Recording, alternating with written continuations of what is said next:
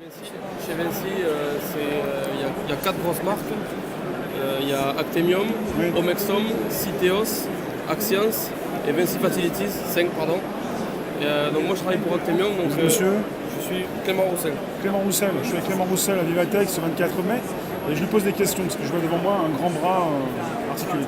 C'est ça. Donc ça c'est un Kobo, c'est un robot industriel qui dispose de capteurs d'effort, qui permet comme ça l'homme peut travailler à côté.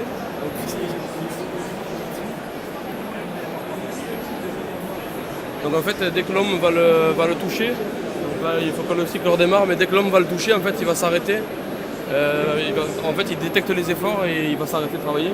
Donc dans cette démo là en fait, on vient présenter notre produit, Ciris, qui est en fait un produit pour faire de l'inspection robotisée. Donc si je vous le montre, en fait je viens arrêter le robot, je l'ai touché, il s'est arrêté. C'est arrêté, ouais. Ça c'est pour la sécurité aussi ou... C'est ça, sincèrement Surtout c'est que pour la sécurité de l'homme en fait. Ouais. Tous les robots industriels, ils ont besoin d'être sous cage pour les protéger de l'homme. Ouais. Et en fait celui-là, Il n'a pas besoin parce qu'il ne va pas écraser quelqu'un c'est avec ça, en son fait coude il a des capteurs d'effort pour lui permettre Oui. justement de détecter qu'il touche quelqu'un. Dès qu'il y aura un petit heurt.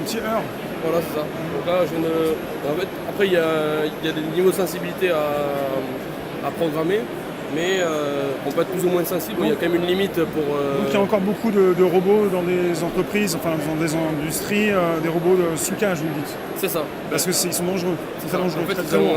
ils ont pas ces capteurs d'effort Oui, et ils vont à des vitesses qui sont beaucoup plus élevées que ça oui. et avec des outillages qui ne sont pas prévus pour.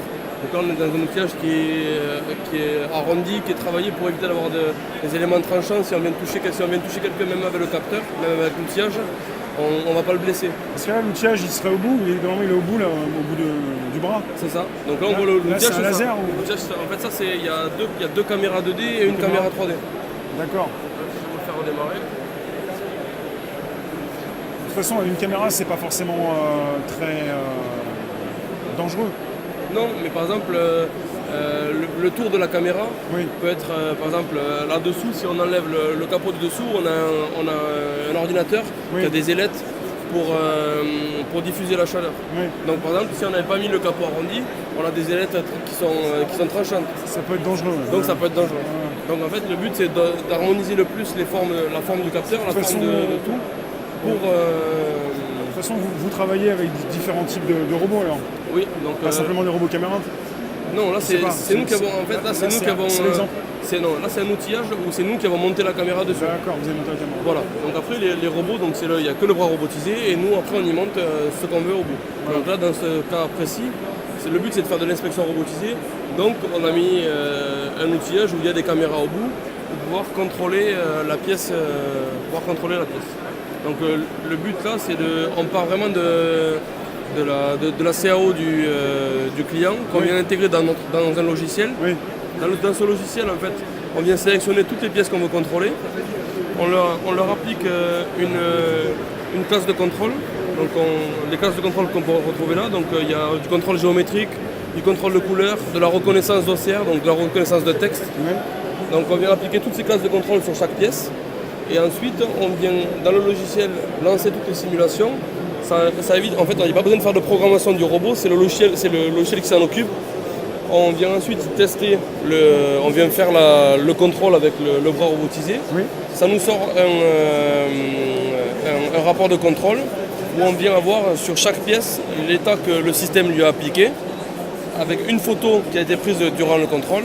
Et comme ça, l'opérateur de contrôle peut, en fonction de la photo et du visuel en même temps qu'il a sur le rapport de contrôle, le visuel de la pièce CAO, Oui. il peut dire bon, mais le robot il a dit que c'était bon, moi je vois que c'est pas bon. Donc je dis le robot a dit que c'était pas bon, moi je vois que c'est un défaut mineur, j'accepte le défaut.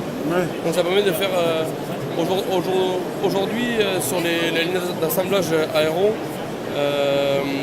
il y a beaucoup de contrôles comme ça, d'inspection qui se fait avec des checklists qui se font avec des gros classeurs, avec des photos, et les opérateurs ils passent, voire plusieurs opérateurs passent sur les lignes d'assemblage pour en contrôlant, bon mais cette pièce sur la photo c'est bien la même, j'ai dit que c'est bon. Il y a une perte de temps là. Donc il y a beaucoup de perte de avec temps. votre, Donc le but c'est de pré-mâcher, c'est pas Voilà. d'enlever l'homme à 100%, c'est de pré-mâcher le travail de l'homme Ouais. et d'y éviter un travail qui est Est-ce long et fastidieux et qui a aucune, où il y a aucune, où la valeur ajoutée est très faible.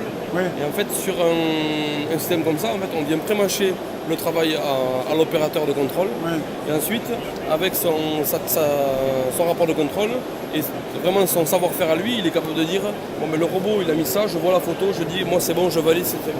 Il y aura quand même des suppressions d'emplois, non? S'il y a un gain de temps. Il y en a Je toujours. pose une question piège, parce que à chaque fois on a peur des robots. Mais déjà, l'avantage de celui-là, c'est que l'homme il peut travailler avec lui. Mais là, c'est un robot qui remplace d'autres robots déjà. Voilà.